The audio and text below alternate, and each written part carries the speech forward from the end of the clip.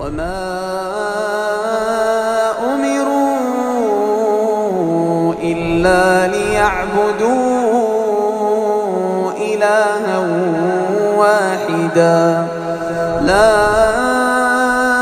إله إلا هو سبحانه عما يشركون.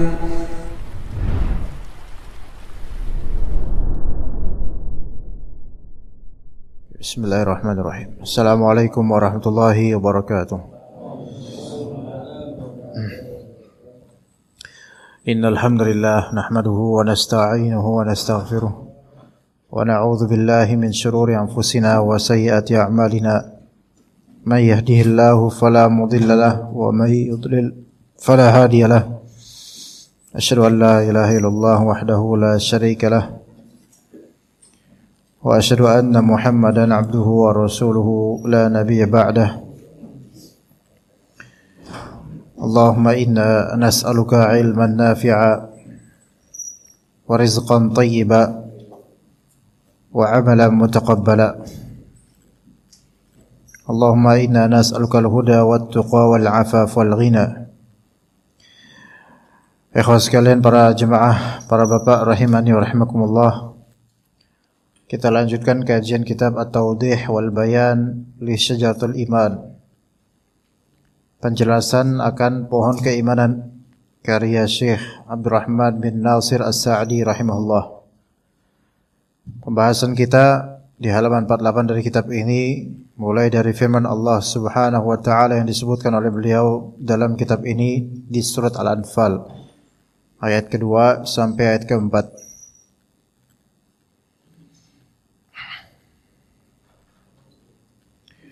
Di surat Al-Anfal ayat kedua sampai ayat keempat, Allah Ta'ala berfirman, Innamal mu'minuna alladhina idza dzukirallahu wajilat qulubuhum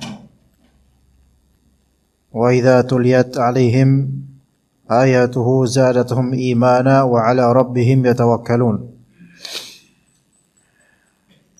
الذين يقيمون الصلاة ومما رزقناهم ينفقون أولئك هم المؤمنون حقا لهم درجات عند ربهم ومغفرة ورزق كريم.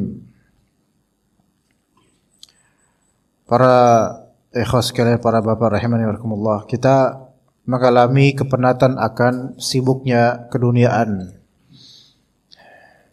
dan bagaimana kehidupan manusiawi secara sosial. Yang setiap hari kita menyimak ucapan manusia, setiap hari kita mendengar berita. Dan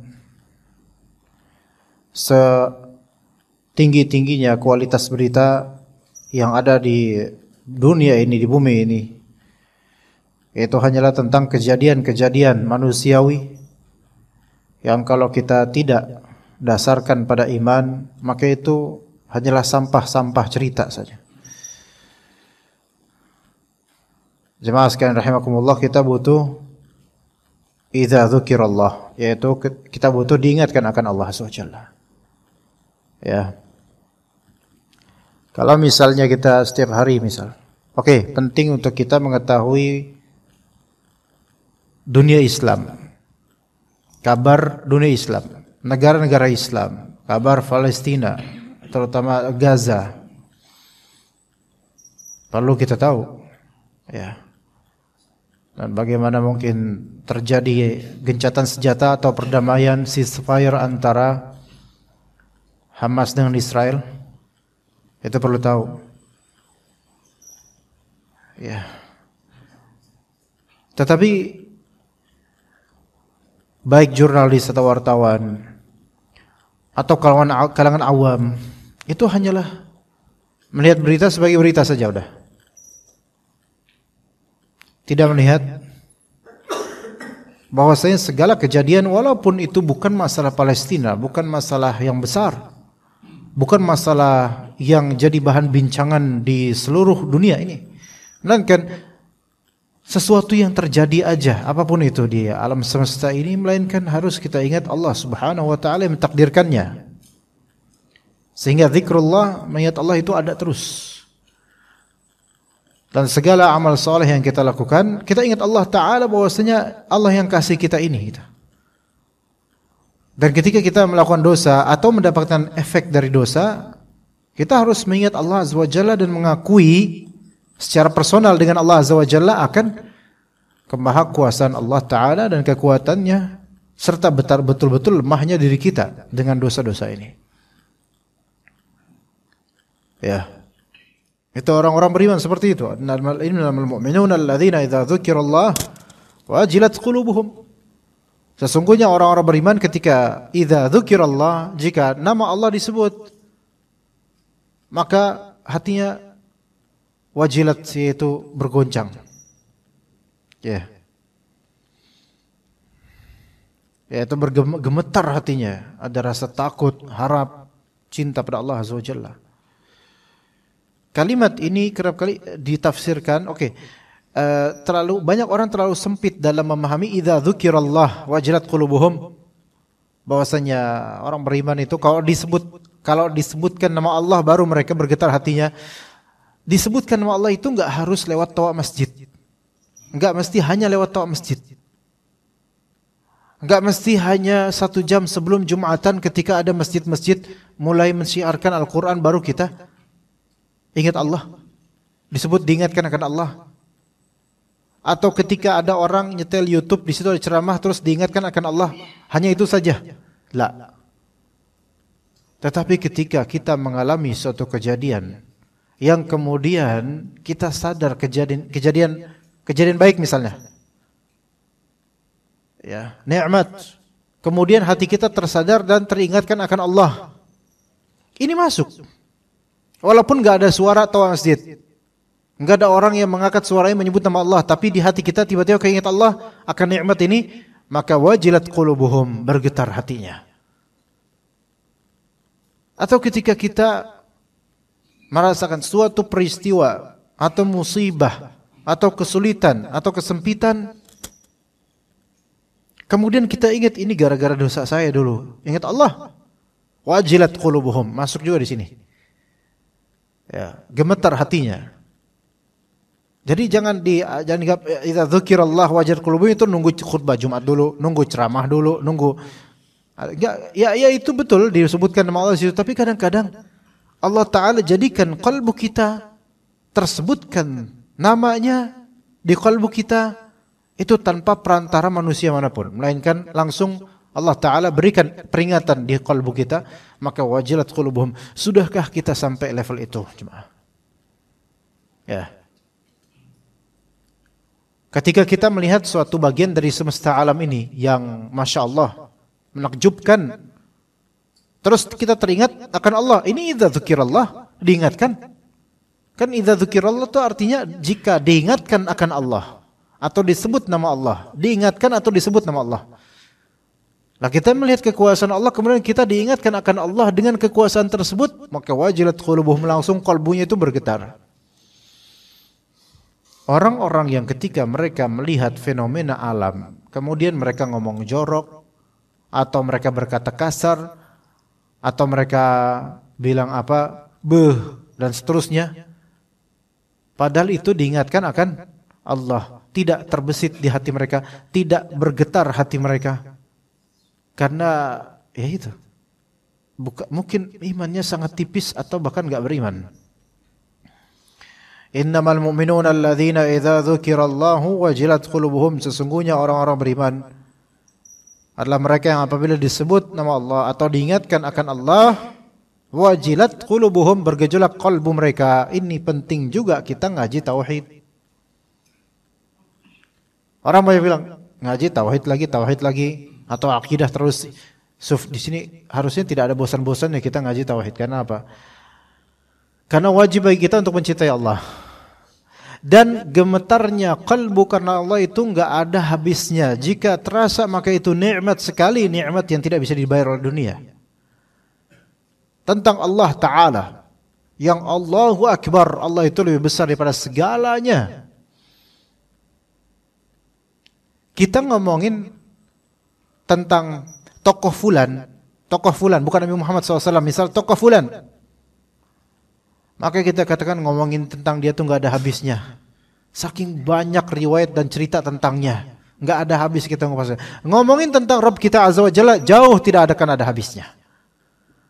Karena Allah Ta'ala memiliki nama-nama dan sifat-sifat yang mulia, yang tinggi. Yang kalau kita bahas satu persatu betul-betul nggak ada habis-habisnya. Satu nama Allah Ta'ala saja Ar-Rahman, maka sebenarnya segala yang kita lihat dari semesta alam ini mencerminkan refleksi dari konsekuensi nama Allah Ta'ala Ar-Rahman. Semuanya mendapatkan rahmat dari Allah Azza wa Jalla. Pernah nggak Pak mendengar bekicot makan? Belum pernah? Belum pernah? Berarti anak beruntung. Ya. Makan Pak, makan beneran Pak, beneran makan dan bersuara. Beneran Pak. Ana masih teringat tahun 2013 waktu itu. Di Kalibata, depan rumah, ana baca kitabnya Ibnu Taimiyah, kitab Al-Istiqomah kalau nggak salah. Di depan rumah, kan itu depan rumah ada semacam kebun kecil gitu. Dan sepi. Terus tahun 2015, 11 tahun lalu. Lagi baca gini ada suara keres, keres, keres, keres gitu. Suara keras gitu Pak. Kayak rayap lagi makan kayu. Tapi ini sedikit lebih gede. Kalau rayap kan ya sama sih kayak itu, tapi ini sedikit lebih gede. Apa? Suara apa nih? Nah, pas banget ketika itu memang di depan rumah itu lagi ada hama bekicot banyak banget, sampai ada bekicot segede gini Pak, segede gini Pak. Gede, tapi yang ini ya teman-teman gede. Enggak biasa aja standar. Terus lah, suaranya datang dari dia. Ternyata lagi makan daun. Terus baru pertama kali tuh anak tahu seperti itu. Teringat kemudian Pak, ini Ar-Rahman, maksudnya di sini refleksi rahmat Allah terhadap bekicot ini. Pernah nggak terbesit di pikiran kita? Subhanallah, dia bisa makan kayak gini, dia bisa menemukan makanannya, dia makan dengan lahap. Ya Masya Allah, itu satu sampel yang apaan sih kita memakai sampai ngeliatin kayak gitu? Enggak.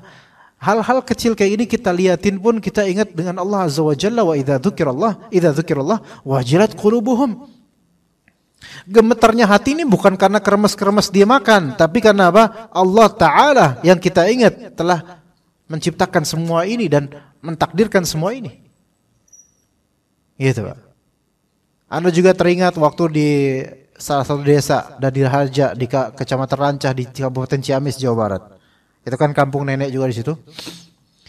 Anak ketika itu live streaming di sawah. Gelap-gelap di balong-balong di sawah, nggak ada orang. Kata orang kampung itu tempatnya kuntilanak, tapi anak nggak nemukan satupun.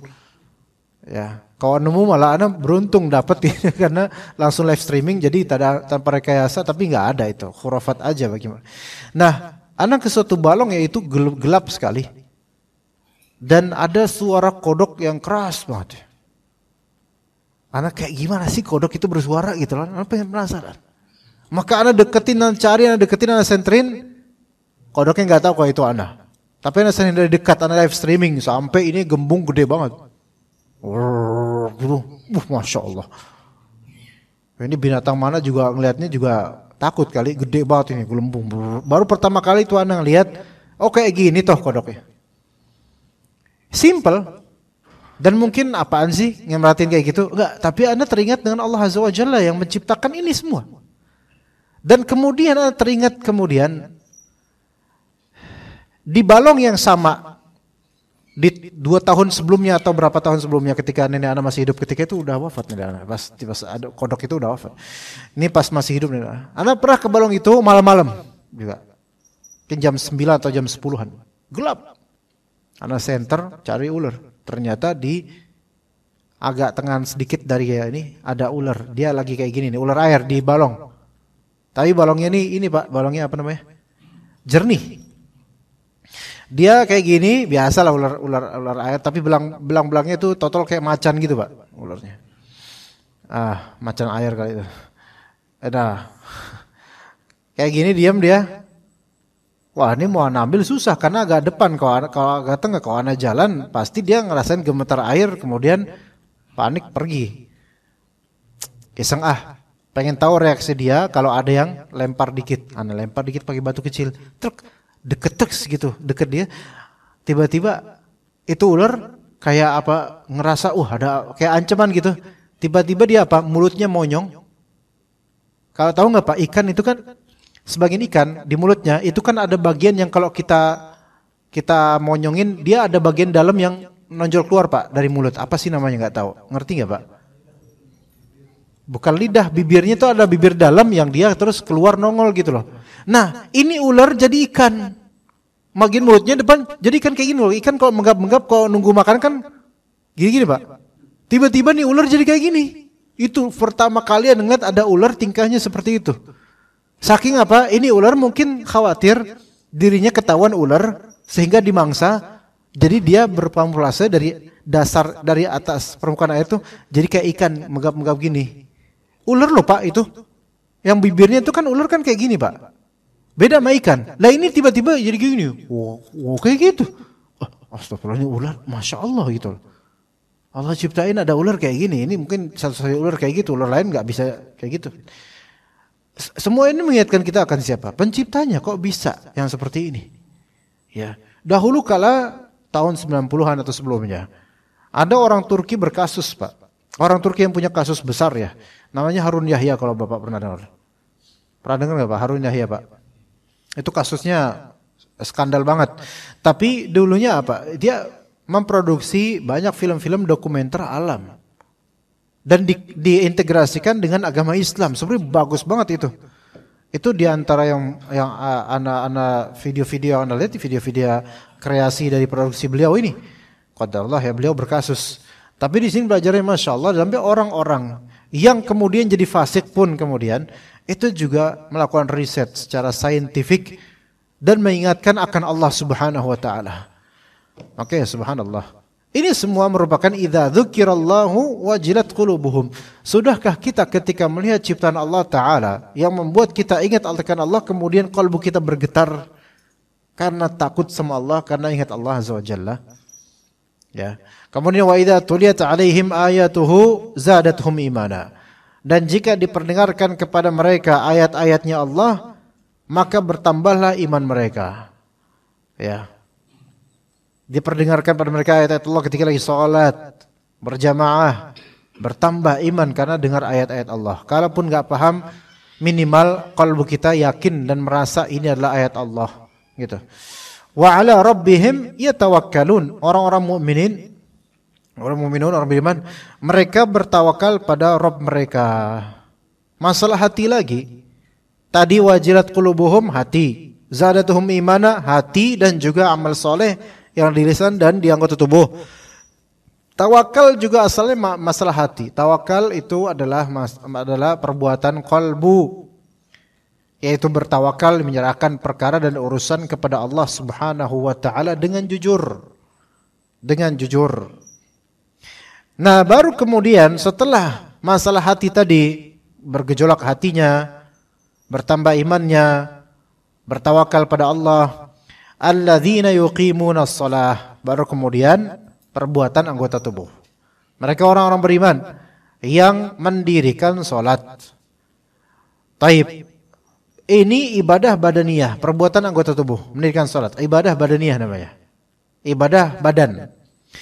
Kemudian wa mimma razaqnahum yunfiqun, dan mereka berinfak sebagian dari harta yang telah kami rezekikan pada mereka. Ini ibadah maliyah namanya. Ibadah maliyah itu ibadah harta. Ibadah harta. Ada fawaid dan faedah di sini dari kalimat wa mimma razaqnahum yunfiqun, sebagaimana di surat Al-Baqarah awal-awal juga begitu. Wa mimma razaqnahum yunfiqun. Pertama dari lafal mimma. Gabungan dari min dan ma. Min dan ma. Nunnya dileburkan dari mim jadi mimma. Min di sini min tab'idiyah, yaitu penyembagian, sebagian. Nah, yang kami infakkan, yang kami rezekikan pada mereka, maka mereka berinfak dengan sebagian darinya, bukan seluruhnya. Maka sedekah dengan seluruh harta itu terlarang. Dengan adanya pengecualian yang terjadi pada Abu Bakar dan juga orang-orang yang setawakal dan juga seyakin Abu Bakar. Ya, adapun umumnya orang sekarang tawakal dan yakin mereka itu sulit untuk serupa dengan Abu Bakar. Walaupun bisa, insya Allah kalau dilatih, tapi kebanyakan tidak, kita kebanyakan panik ya, atau merasa kesulitan. Taib. Wa mimma razaqnahum, di sini itu menunjukkan bahwasanya infak sedekah itu tidak seluruhnya. Infak sedekah itu tidak seluruh harta, sebagian aja. Baik zakat ataupun sedekah sunnah. Kemudian faedah dari wa mimma razaqnahum yunfiqun, lafal razaqnahum. Ini menunjukkan tauhid rububiyah. Bahwasanya orang kalau misalnya dia infak, dia harus tahu dulu bahwasanya harta yang mau dia infakkan ini itu rezeki dari Allah, bukan dia nyari sendiri kemudian dapat sendiri tanpa ketentuan dari Allah. Itu. Atau orang yang dia pelit, bakhil, medit, kikir, atau dia merasa kalau misalnya saya infak sebagian harta saya bakal kekurang duitnya, dia harus ingat bahwasanya itu harta aslinya punya siapa? Milik Allah. Dan dia itu dikasih sama Allah, dirizkikan oleh Allah. Begitu. Jadi lafal wa mimma razaqnahum yunfiqun kalimat simple, tapi di dalamnya terkandung tauhid rububiyah dan juga terkandung fiqih. Ya, terkandung fiqih. Tauhid rububiyah yaitu dikala razaqnahum, kami yang rizkikan kalian gitu loh. Makanya kalian infak sana sebagiannya. Yang nyuruh infak itu ialah yang merizkikan kalian, gitu, ajib. Ya. Yang nyuruh infak itu merizkikan kalian. Kalau kita waktu masih kecil atau remaja dulu, kita minta duit sama babe. Minta dong berapa? Misal saja 20.000. Wah, gede amat. Bukan 20.000 gede amat tuh. Nih, 25.000 tapi atau nih 20.000 tapi sebagiannya kamu kasih ke saudara atau sedekah kamu. Jangan semuanya. Kita nurut gak, Pak? Nurutlah, kita bersyukur alhamdulillah dikasih, makasih Be ya. 20.000 dapat. Kalau misalnya kita tidak menunaikan apa yang disuruh oleh babe kita, berarti kita berkhianat gak? Berkhianat.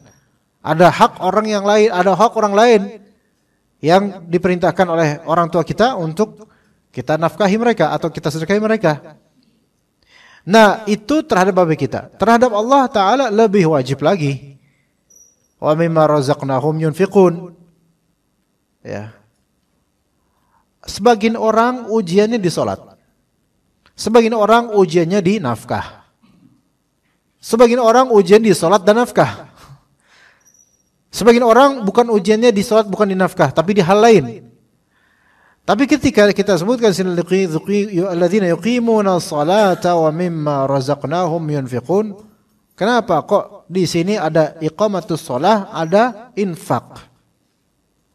Sebagaimana di surat Al-Baqarah disandingkan juga tuh salat kemudian infak.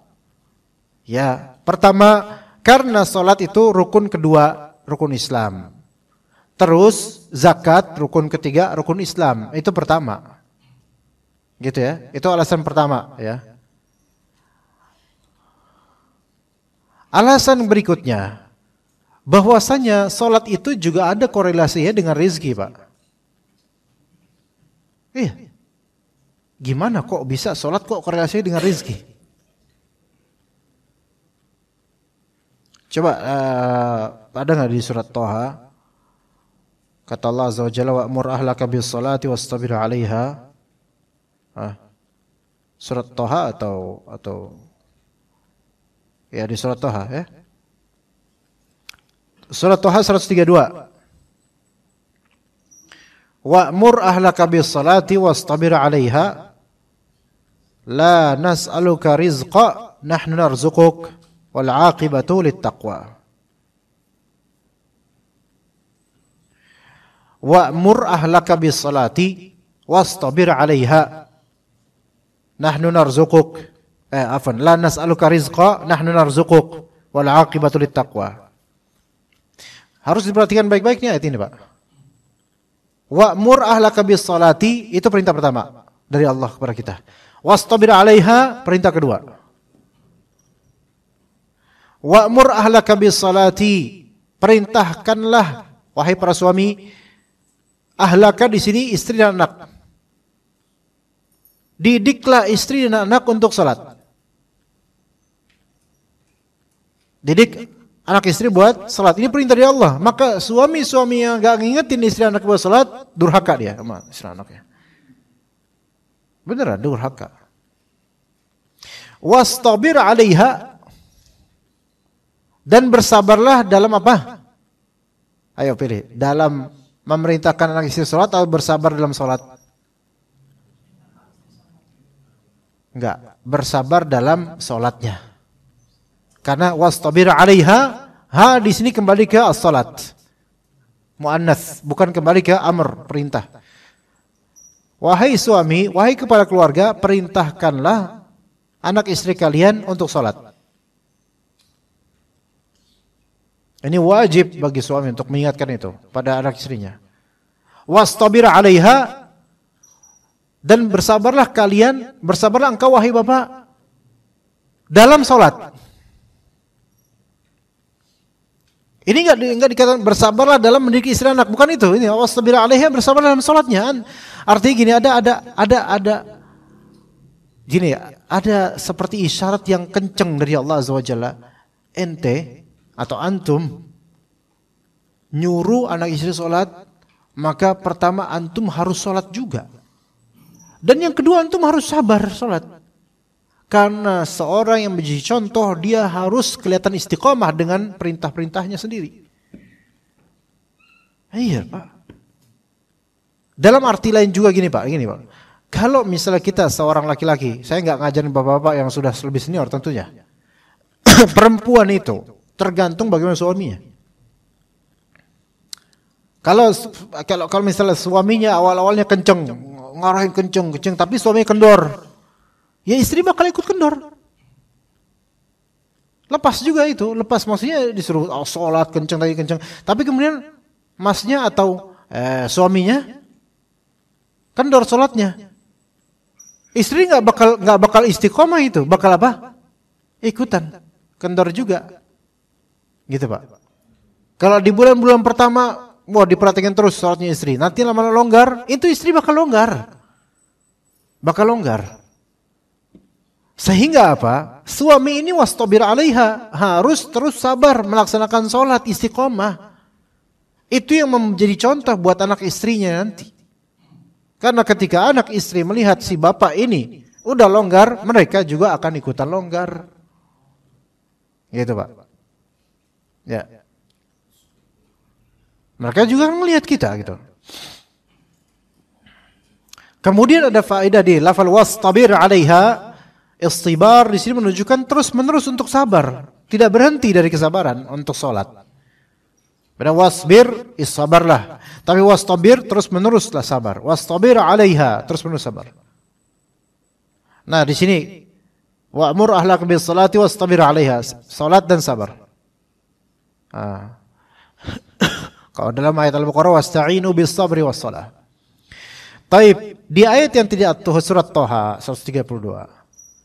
Kata Allah Azza wa Jalla, la nas'aluka rizqa.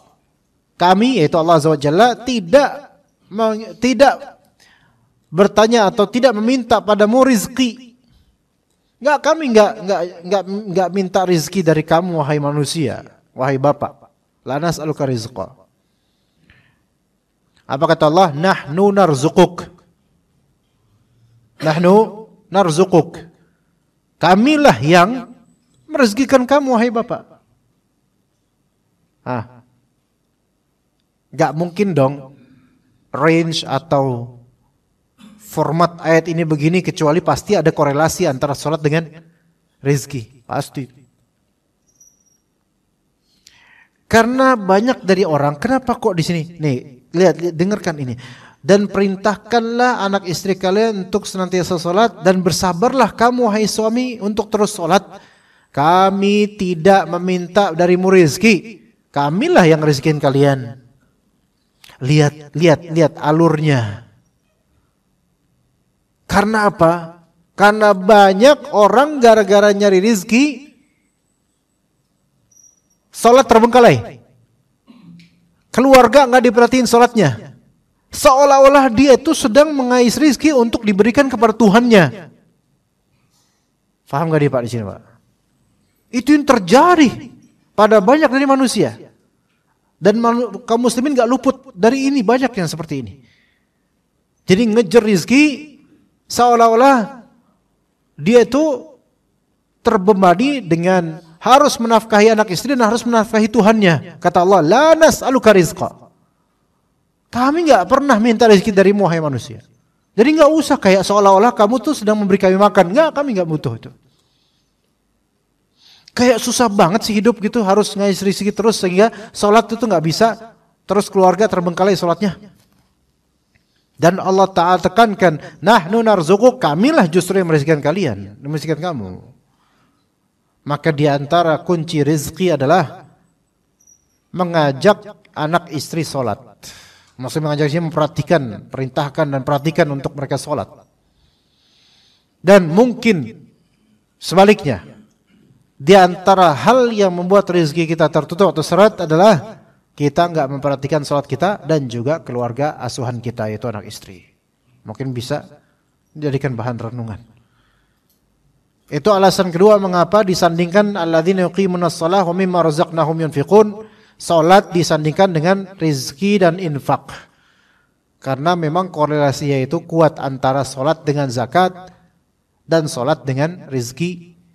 Ya begitu. Ulaika humul mu'minuna haqqan. Mereka adalah orang-orang beriman yang hak. Lahum darajatun 'inda rabbihim wa maghfiratun wa rizqun karim. Mereka dapat 3 hal. Derajat di sisi Rabb mereka. Juga mereka mendapatkan ampunan di sisi Rabb mereka. Mereka mendapatkan rizq karim, yaitu surga di sisi Rabb mereka. Atau bisa juga rezeki di sini ada rezeki duniawi.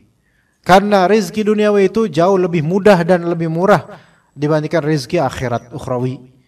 Kalau rezeki ukhrawi aja bagi Allah, wa kana dzalika 'ala Allah yasira.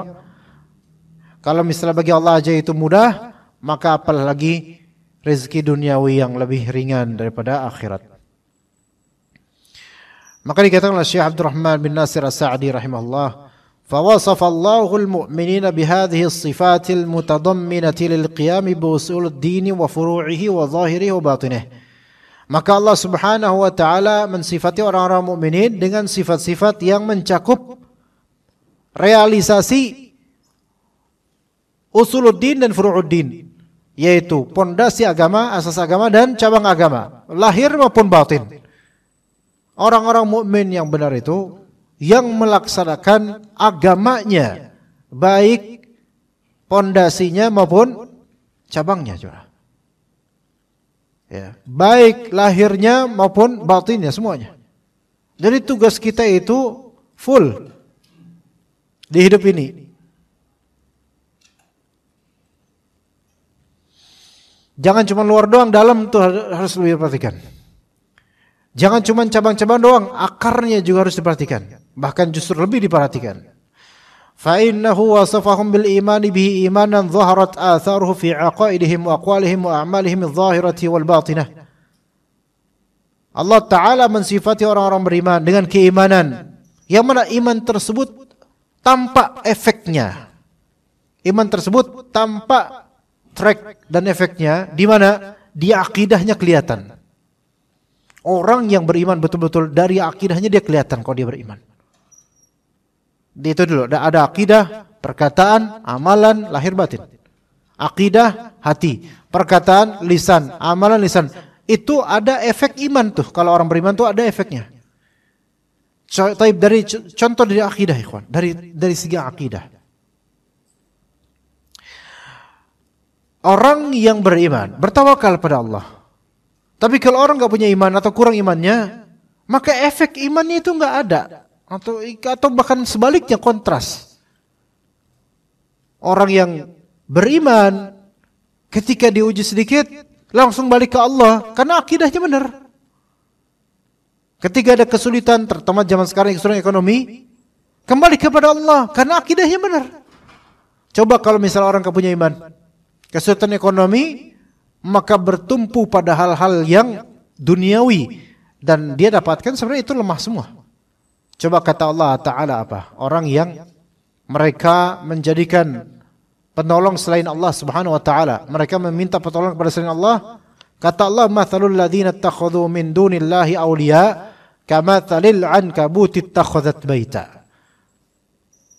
Permisalan orang-orang yang menjadikan penolong itu selain Allah sebagai penolong, maka seperti laba-laba yang membuat sarang. Ittakhadhat baita, membuat sarang. Wa inna auhanal buyuti labaitul ankabut law kanu ya'lamun. Sesungguhnya selemah-lemah rumah siapa? Rumah laba-laba. Ini ayat Pak, kalau dibahas secara saintifik dan juga secara religius itu akan jadi satu buku sebenarnya Pak. Karena masih banyak misteri yang bisa dipelajari itu dari laba-laba kan banyak Pak.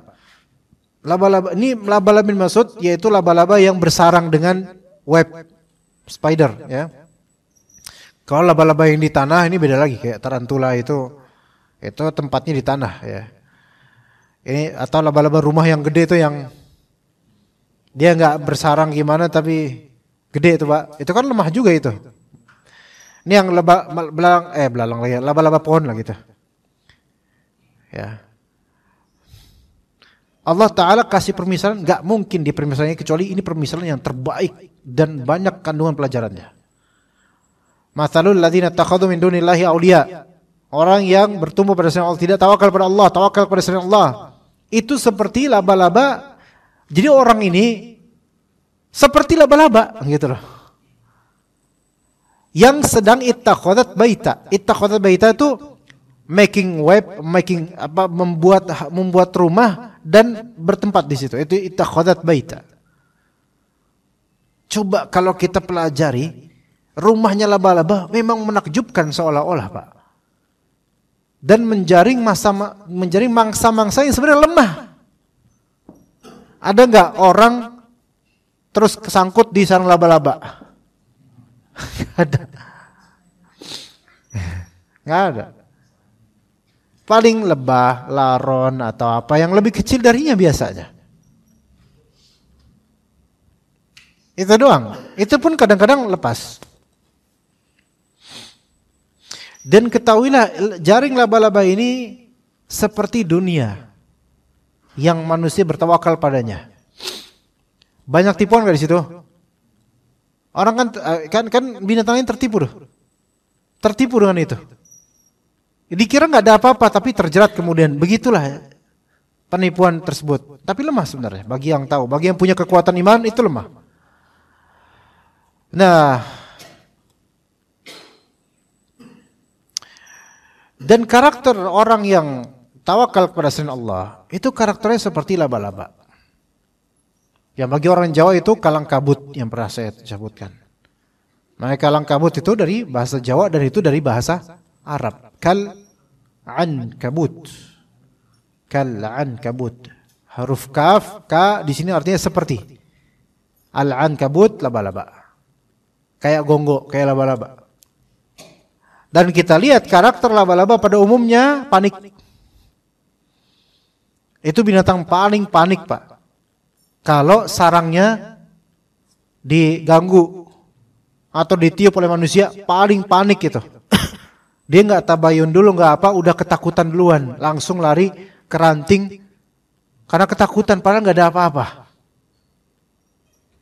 Nggak ada apa-apa. Ya. Dan dia itu menerima apapun sebelumnya kembali ke panik nanti. Makanya di bahasa Indonesia kita, di bahasa kita itu kalang kabut itu artinya apa? Iya panik. Waduh, kenapa bro kok kalang kabut gitu? Maksudnya kenapa bro kok kayak laba-laba gitu? Gitu. Panik langsung apa? Kocar kacir. Kalang kabut kan kayak kocar kacir berserakan kemana-mana gitu. Banci-banci yang dikena sidakan Satpol PP, kalang kabut itu. Langsung pada pergi kemana, langsung bawa sepatunya, angkat roknya, kemudian lari, kalang kabut. Selemah itu lemah, menunjukkan lemah Pak. Tapi kalau orang itu kuat, dia firm, stay, tetap dia. Tetap. Enggak kalang kabut kayak gitu. Nah itu kalang kabut. Menunjukkan al-wahn, yaitu lemah. Wa inna auhanal buyuti labaitul ankabut. Sesungguhnya selemah-lemah rumah. Dan rumahnya ankabut ini ibarat dunia. Laba-laba ini ibarat orang yang menjadikan dunia sebagai pegangannya selain Allah Azza wa Jalla. Makanya orang yang tidak bertawakal kepada Allah, antum akan lihat lemahnya mereka. Dan orang yang bertawakal pada Allah betul-betul, antum akan lihat betapa betul-betul tebalnya berimannya mereka. Terlihat iman mereka di akidah mereka. Alladzi qala lahumun nas inna nasa qad jama'u lakum fakhshawhum fazadahum imana. Yaitu ketika para sahabat ditakut-takutin, tuh orang-orang pada ngumpul buat merangi kalian. Tahu kayak gitu malah bertambah tinggi iman mereka, kelihatan dari akidahnya. Jadi tantangan-tantangan kehidupan, selama kita itu bertawakal pada Allah, dan kalau kita punya dosa, kita istighfar dan minta maaf, maka insya Allah semua itu ringan. Beneran. Ringan. Itu dari segi akidah, Pak. Kelihatan orang beriman itu dari segi akidah, kelihatan. Enggak mau ikutan khurafat misalnya. Ya. Tatayur ini itu, jangan begini nanti pamali, jangan begitu nanti pamali. Apa? Enggak ada dalilnya, maka enggak ikut. Makanya akidah terlihat dari orang. Tapi kalau orang misalnya akidahnya lemah, kurang beriman pada Allah dan lebih percaya takhayul, ditakutin dikit, pohon beringin langsung ketakutan. Ya, dan percaya dengan cerita-cerita mereka dan seterusnya. Wa aqwalihim, orang beriman juga kelihatan dari ucapannya. Sering ngomong jorok. Itu kurang beriman. Sebagian banyak anak-anak muda sekarang, bahkan yang usia 25 sampai 30 di kantor-kantor ini ngomong jorok. Biasa itu. Ini imannya di mana? Enggak kelihatan di lisannya. Mudah mengucapkan kalimat kufur. Baik kufur nikmat atau kufur akbar bahkan. Mudah mencela agama, mengkritisi ini itu dari bagian agama. Enggak punya iman dah. Wa a'malihim, dan kelihatan dari amalan-amalan mereka baik zahir maupun batin, itu orang beriman akan ada impactnya ke amalan-amalan mereka. Ya. Kok enggak azan-azan ya Pak ya? Oke. Wa annahu ma'a thubutil iman fi qulubihim, nanti setelah azan insyaallah kalau ada pertanyaan dipersilakan. Nah, bahwasanya orang beriman bersama dengan tegasnya iman di qalbu mereka, yazdadu imanuhum kullama tuliyat alaihim ayatullah, maka bertambah iman mereka dengan stabilnya iman mereka, makin bertambah iman mereka setiap mereka dibacakan ayat-ayat Allah Azza wa Jalla. Wa yazdadu khaufuhum wa wajaluhum kullama dzukirallah, dan bertambah rasa takut mereka dan gemetarnya hati mereka setiap diingatkan tentang Allah. Dan semoga kita adalah orang-orang yang seperti ini, yaitu orang-orang yang ketika ingat akan Allah itu bergetar kolbu kita, bukan yang keras kolbunya dan cuek. Ya. Wa hum fi qulubihim wa sirrihim mutawakkiluna 'ala Allah, dan mereka di kalbu mereka dan rahasia kalbu mereka itu mereka bertawakal pada Allah Subhanahu wa taala. Apalagi zaman sekarang, zaman ekonomi seperti ini, jemaah. Tawakal itu harus betul-betul lebih kencang lagi. Taib.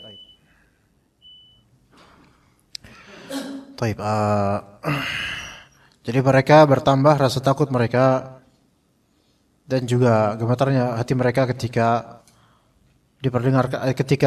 diingatkan akan Allah, dan mereka bertawakal pada Allah.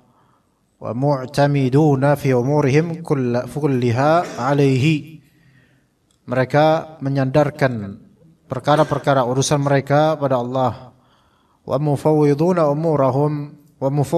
umurihim ilaihi, dan mereka menyerahkan perkara mereka pada Allah Subhanahu wa taala.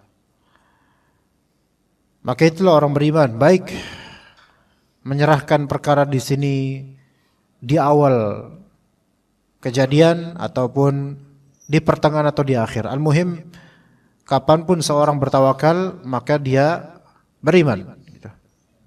Kadangkala orang baru bertawakal ketika udah nyaho, ya, atau ketika udah dapat pelajaran baru bertawakal. Kadang-kala gitu. Tapi al-muhim, yang penting dia sudah berusaha tawakal, walaupun yang paling afdal dari tawakal adalah sejak dari awal perkara sudah tawakal pada Allah Subhanahu wa taala.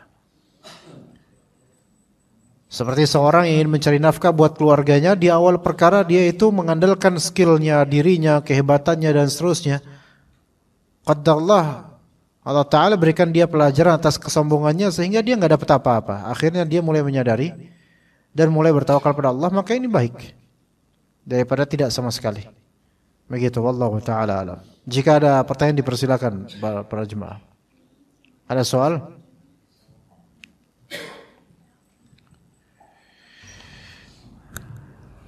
Bismillah.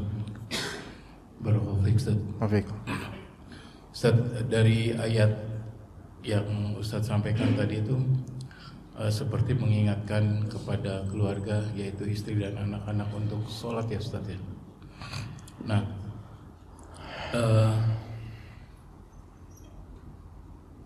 ana salah satu yang baru kenal sunnah itu mungkin baru sekitar 7 tahunan Ustaz. Nah, bahkan sampai mengenal bahwa sholat di masjid itu adalah wajib, itu pun baru gitu setelah ini gitu. Nah, pertanyaannya adalah anak-anak tuh, anak punya anak 3 gitu Ustaz, dan sudah besar-besar, sudah remaja gitu. Nah, setiap kalau tadi kan Ustaz memberikan pendapat bahwa yang menyuruhnya itu untuk bersabar dan sholat terus gitu Ustaz. Dan setiap 5-10 menit sebelum azan tuh Anda selalu mengingatkan.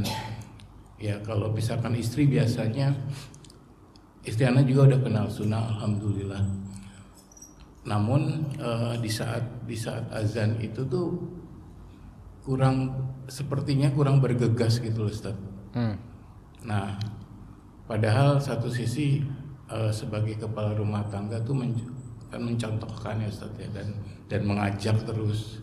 Nah, adakah tips atau saran Ustaz yang artinya yang kurang bergegas itu siapa?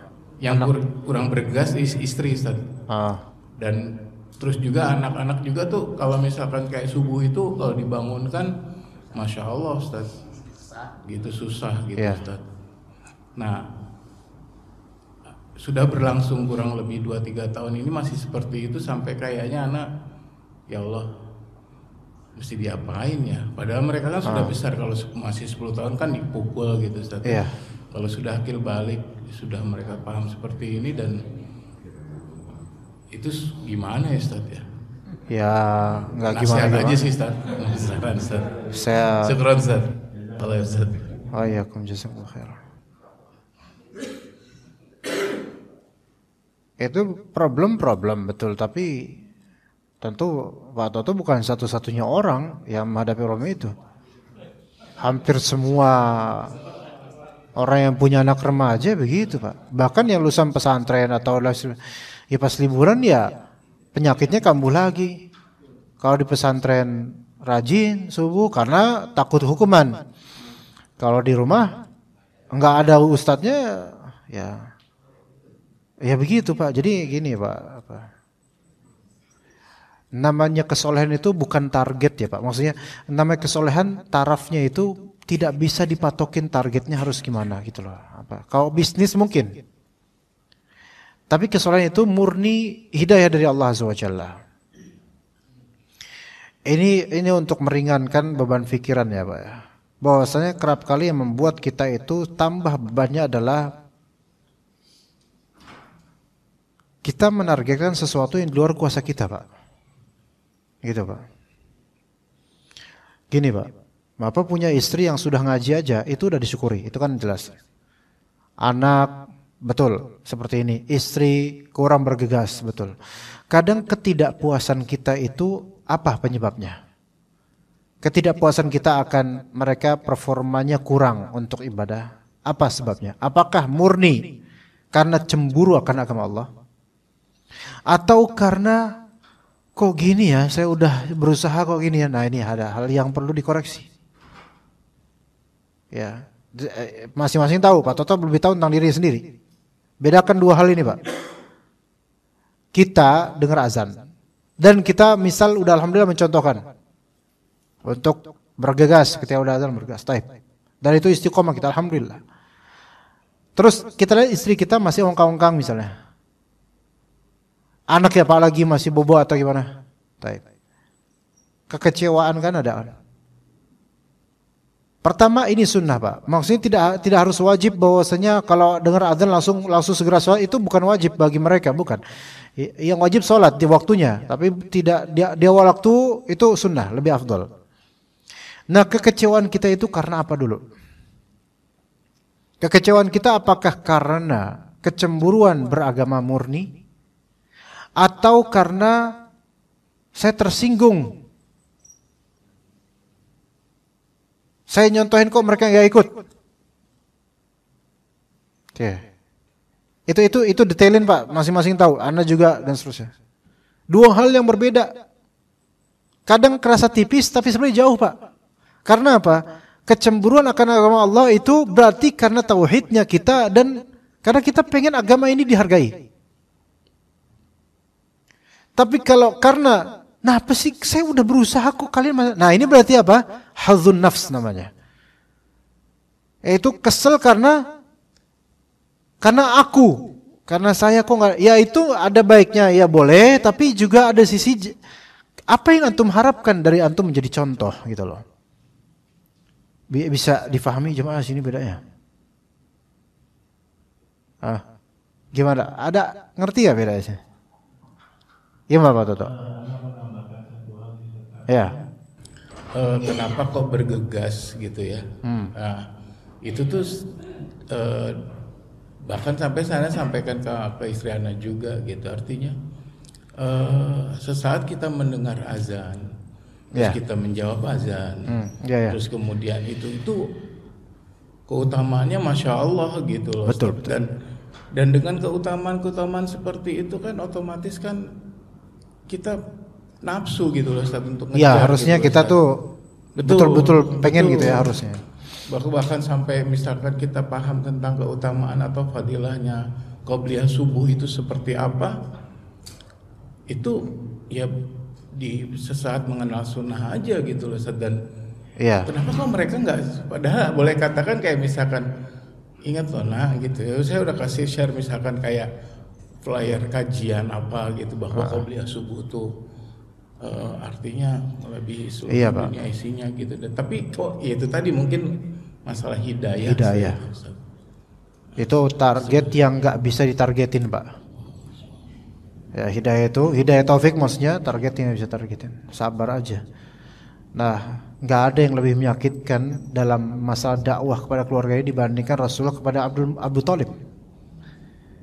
Abu Thalib mengakui Islam itu benar, sampai ada syair dari Abu Thalib akan pengakuan itu, dan mengakui saya itu belum mau masuk Islam karena nggak enak sama dengkot ini ya sama teman-teman gitu. Tahu Pak, kalau kita pikir-pikir ya Allah, nah apa sih tinggal dikit lagi gitu loh ya, kan dikit lagi insya Allah surga lah, apalagi ini penyokong dakwah gitu kan itu logika kita, keinginan kita. Tapi kalau Allah tidak menginginkan ada hidayah ya belum, dan memang nggak dapat hidayah itu. Nah, sementara anak, istri, hati mereka dikuasai oleh Allah Azza wa Jalla, digenggam oleh jemari-jemari Allah Azza wa Jalla, sehingga di sini ujian buat kita masih mau bisa berdakwah atau enggak, atau kita putus asa gitu, terus berhenti dari niatan mereka itu. Jadi terusin aja Pak. Ya, jadi targetnya kita itu adalah di istiqomahnya kita. Adapun di dapat hidayah mereka, maka kita minta terus sama Allah. Karena kehendak Allah itu bukan bukan hal yang diatur oleh manusia sebagai target kapan dan bagaimana. Allah Ta'ala yang mempunyai keputusan. Ya gitu. Begitu Pak. Semua dari kita mengalami itu. Ya, itu yang istiqomah kalau Bapak istiqomah. Yang enggak istiqomah pun kadang kecewa dengan diri sendiri, kenapa enggak bisa contohin gitu. Tapi ala kulli hal, semoga Allah Ta'ala kasih hidayah pada keluarga kita semua supaya lebih baik lagi.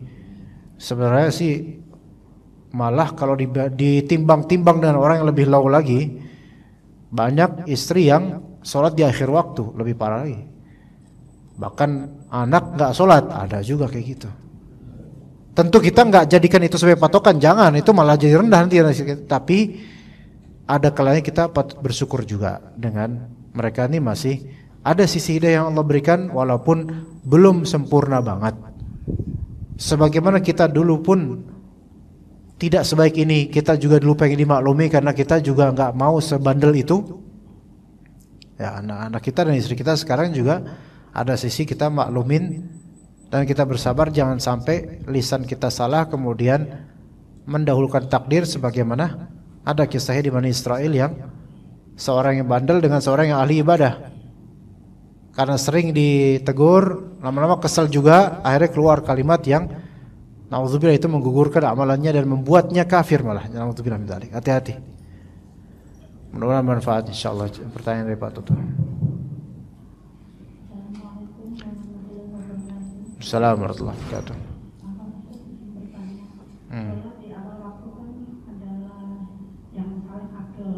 Ya.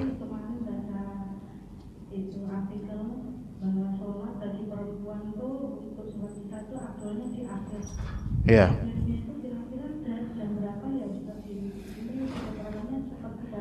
Sepertiga malam pertama, Bu. Kalau misalnya akhir sepertiga malam pertama itu diukur aja. Di kita malam dimulai dari waktu al-maghrib. Maghrib jam 6:15. Terus subuh jam 4.30 anggap aja. Berarti itu dari 6.15 sampai 4.30 berapa total dari jam? 10 jam 15 menit. Kalau nggak salah. Itu dibagi 3. Berarti 3 jam 15 menitan lah. 3 jaman dari jam 6-an. Wallahu a'lam mungkin jam 9.15 atau 9.30. Kalau di kisaran sekarang jam 19 atau 9.30. Gitu. Rasulullah SAW dulu sholat diakhirkan yaitu di sepertiga malam pertama ini karena jemaahnya mereka datang lebih akhir. Ya, adapun untuk perempuan maka tafadhol untuk melaksanakan sunnah ini yaitu sholat malam, sholat isyaknya agak sebelum tidur. Namun itu kalau memang tidak tersibukkan. Kalau misalnya dia khawatir nanti sebelum tidur itu sibuk atau nggak khusyuk, maka kalau memang lebih khusyuk di awal waktu aja lebih afdal. Kalau dia lebih tenang di awal waktu lebih afdal. Ya, karena sebagian dari perempuan ketika menunda sholatnya agak akhir, dia akan ngerasa futur atau malas atau meremehkan. Kalau membuat itu membuat meremehkan, maka lebih baik di awal waktu saja. Gitu, Bu ya. Makanya kisaran jam 9-an. Ya. Kalau sholat bagi perempuan paling utama di dalam kamarnya, sedangkan kalau sendirian di dalam rumah tidak ada orang satupun, apakah tetap hukum itu berlaku di dalam kamar ataukah boleh di ruang tamu? Kembali ke keumuman hadis saja.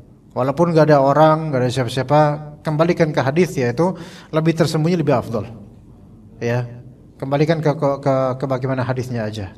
Memang ada berpendapat bahwasanya illat dari hadis tersebut adalah ketika suaranya takut terdengar. Nah, kalau nggak ada orang di sekitar rumah, kan nggak kedengeran. Boleh nggak ya boleh aja di ruang tamu nggak masalah. Cuman kalau mau lebih kembali ke zahir hadis ya udah ke lebih dalam dari rumah itu lebih afdal. Ya nggak apa-apa, Bu, mau di teras jangan di teras, di ruang tamu nggak apa-apa. Gitu. Oh, di masjid aja nggak apa-apa kok gitu loh. Asal diizinin suaminya, gitu, Bu ya. Lah Ibu aja sekarang ke masjid, Ibu. Wa'alaikum. Wa fiikum barakallahu, wa fiiki barakallah. Tapi kita cukup sampai sini insyaallah. Sallallahu ala nabiyina Muhammad wa ala alihi wa sahbihi ajma'in. Subhanakallahumma bihamdika asyhadu an la ilaha illa anta astaghfiruka wa atubu ilaik. Assalamualaikum warahmatullahi wabarakatuh.